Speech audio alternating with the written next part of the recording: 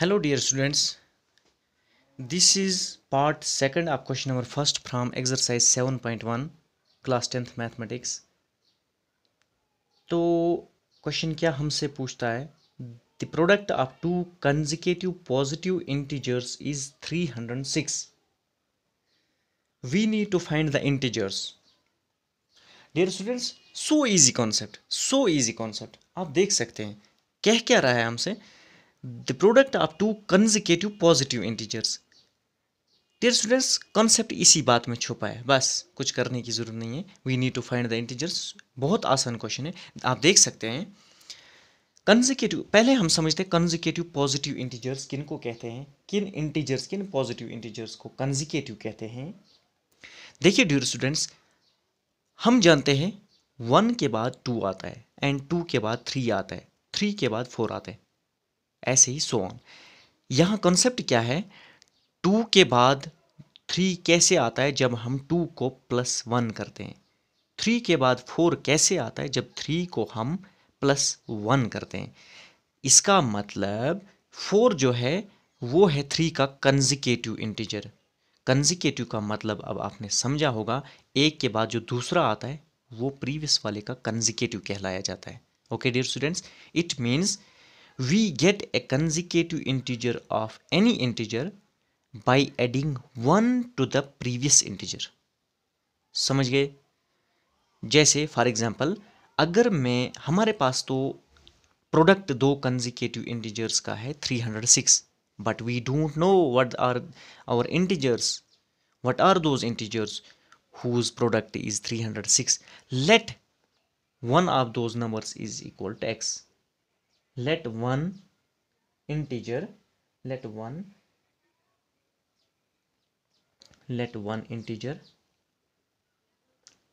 is equal to x, therefore other integer will be equal to x plus 1, because we get consecutive integers by adding 1 to the previous one। okay dear students, concept is clear। so simple ये कह रहा है, according to the problem,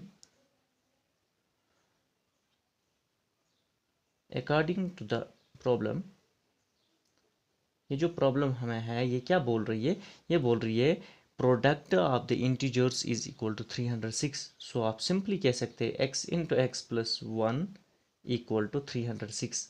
आप पूछो कि कैसे कैसे, because we have two integers x and x plus 1, because these are consecutive number, consecutive integers. Okay, तो ये है हमारे पास ये केस जो दिया हुआ था इसका, ये आप ऐसे अब सॉल्व कर सकते हैं इसको। पहले इस x को इसके साथ मल्टीप्लाई करिए, x into x, x square plus x into 1x equal to 306। तो डियर स्टूडेंट्स, हम इसे क्वाड्रेटिक इक्वेशन की फॉर्म में लाने की कोशिश करेंगे, तो ये बनेगा x square plus x minus 306। तो देख सकते हैं आप, हमने इसे इक्वल टू 0, ये हमारे पास एक क्वाड्रेटिक इक्वेशन की फॉर्म में ये इक्वेशन आई। तो डियर स्टूडेंट्स, अगर आप देखेंगे तो क्वेश्चन हमसे पूछ रहे we need to find the integers. अभी हमने इस सिचुएशन को क्वाड्रेटिक इक्वेशन की फॉर्म में रिप्रेजेंट किया है, तो अब हमें करना क्या है, we need to find the integers. ये जो इंटीजर्स हमने एक रखा था x, तो उसका कंसेक्यूटिव होगा x प्लस 1 हमारे हिसाब से, बिल्कुल ठीक। लेकिन हमें करना क्या है, अब हमें इन इंटीजर्स का वैल्यू निकालना है। तो ये रियल इंटीजर, ये इंटीजर्स हैं कौन जिनका प्रोडक्ट 306 के बराबर आता है।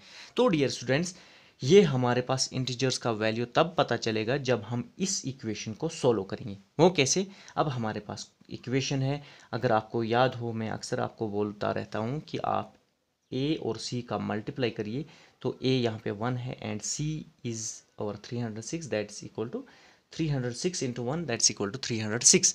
ओके डियर स्टूडेंट्स, अब इस 306 को ऐसे ब्रेक करिए दो नंबर्स में जिनका प्रोडक्ट 306 के बराबर आएगा, लेकिन जिनका आप ऐड करके या सब्ट्रैक्ट करके रिजल्टेंट जो आएगा वो आना चाहिए आपका 1। सब्ट्रैक्ट जब आप उनको करोगे तो आपका 1 आना चाहिए। ओके डियर स्टूडेंट्स, तो हम क्या करेंगे, अगर आप इस 306 को ब्रेक करोगे 18 इंटू 17 जब आप मल्टीप्लाई करते हो that becomes equal to simply 306 जब आप इनका मल्टीप्लाई करते हो। और हाँ, जब आप 18x में से 17x निकालेंगे तो वहाँ पे आपके पास एक x रहेगा। दैट्स वी और both cases are fulfilled here. Okay, तो हम क्या कह सकते हैं, implies x square plus 18x minus 17x minus 306 equal to 0। तो डियर स्टूडेंट्स उसके बाद हम क्या करते हैं, ये दो टर्म्स एंड ये दो टर्म्स के बीच में कॉमन निकालते हैं। तो दैट्स इक्वल टू, यहाँ से निकालेंगे x निकलेगा, एक x यहाँ पे रहेगा और यहाँ से x निकला हुआ है ऑलरेडी तो यहाँ पे 18 रहेगा। माइनस 17 यहाँ से निकालिए तो यहाँ रहेगा x, minus and minus equal two plus. 17 का मल्टीप्लाई जब 18 से करते हैं तो वो बनता है हमारा 306। तो 17 इंटू 18 हो गए 306 इक्वल टू 0। इम्प्लाइज देखिए आप x प्लस 18 कॉमन है इन दोनों के बीच में तो आप इसको एक बारी लिखिए into x minus 17 equal to 0, इसको 0 के बराबर करिए।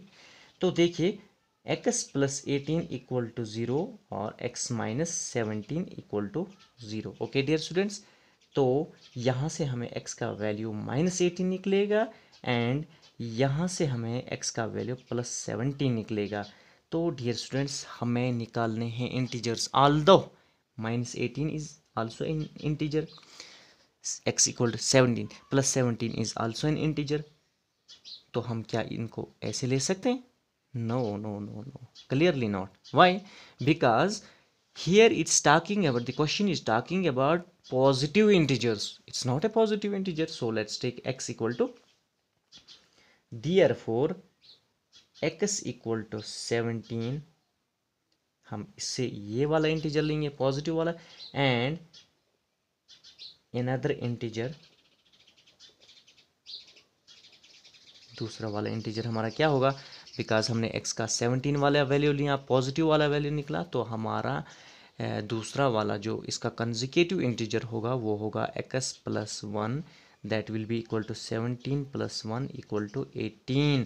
Therefore the to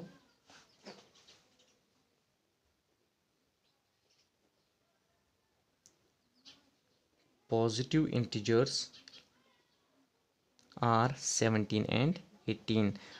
I hope बेटा आपको समझ आया होगा। ओके।